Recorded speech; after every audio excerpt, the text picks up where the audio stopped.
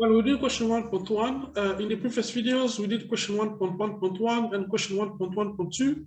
Now we're going to do question 1.1.3. That is given by, on the right here, 1.1.3 is given by x minus 1 to the power of 2 is greater than 9. All right. This is an inequality, okay, because of the symbol greater than. So in this situation, unlike equations, inequalities have inequality solutions are over certain interval or intervals. So we need first to determine the critical values. Okay, those critical values will determine the boundaries over which the solution is defined. Now, I'm going to write here, it's like x minus 1 to the power of 2. I can move the negative line, the positive line over, and that we become negative 9 less than 0. Then we can see that x minus 1 squared is, this x minus 1 is squared, and 9 is also squared, greater than 0. Now we can apply the difference between two squares here. That says, remember the property says what? If we have like a squared minus b squared, this is equivalent to a minus b times a plus b, right?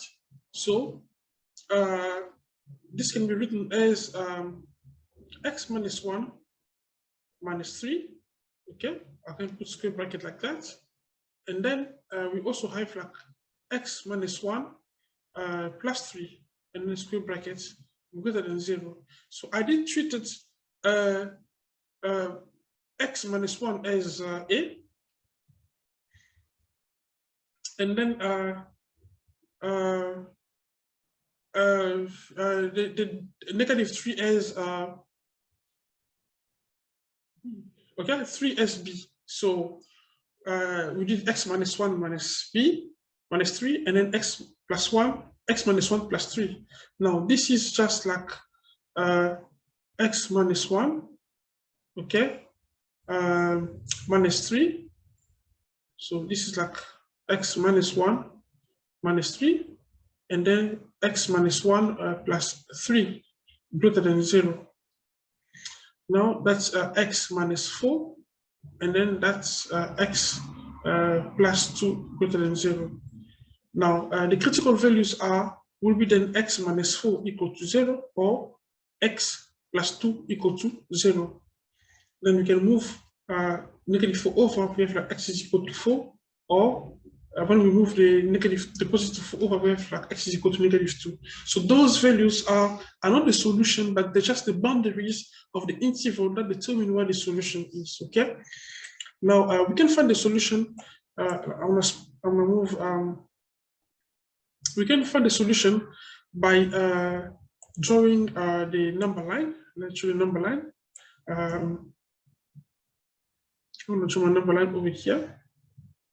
Okay, and then in the number line there, I will plot in the points that we find the critical values in ascending order. So I must put negative, if negative 2 is here, positive 4 must be somewhere there. Negative 2 and then 4. Now we have like 3 intervals from negative infinity to negative 2, from negative 2 to 4, and then from 4 to positive infinity, because all these are going infinitely, extending indefinitely. Now, I'm going to select, okay, a number over, let's consider the first interval. I'm going to pick up a number in the first interval, okay? A number like negative 3, for instance. Now, if I substitute negative 3 there for x, and the negative 3 there, what I will have like, over here, I will have negative 7, and then that will make negative 1. So negative 7 times negative 1, negative times negative will make positive, okay? Then I will say, okay, then over this interval, the solution is positive, okay? And then I move on to the next interval, from negative 2 to 4, okay? In this interval, then I want to pick up again another number, a random number, okay? I'm going to take a number like 0, for instance. Now I say to this, I said to myself, if I sub 0 for x there, and then for x there, I will get like negative here times positive 2. Negative times positive make negative. So this means in this interval, the solution will be negative. Then I'm going to take again another number in this interval like over there, a number like 5, for instance. So if I sub 5 for x here, okay, like there, I sub 5 for x, and then 5 for x, I will have two positive numbers. Positive and positive will make a positive. Okay, now because I want the positive solution, okay, I will say, okay, then because I want this positive solution, because the question, if you look at the question here, it says this means positive. This means positive. Positive. So I'll say, okay, then my solution is from negative infinity to negative 2. And also from 4 to positive infinite. But my solution is not over here. So therefore, x is lesser than negative 2, or x is greater than 4. That's what the solution, or sometimes can be written as x is an element of from negative infinite to negative 2, union from 4 to positive infinite. Note that negative 2 and 4, I use the round bracket because negative 2 and 4 are not inclusive, they're not part of the interval. Okay? Or sometimes someone can write it like this.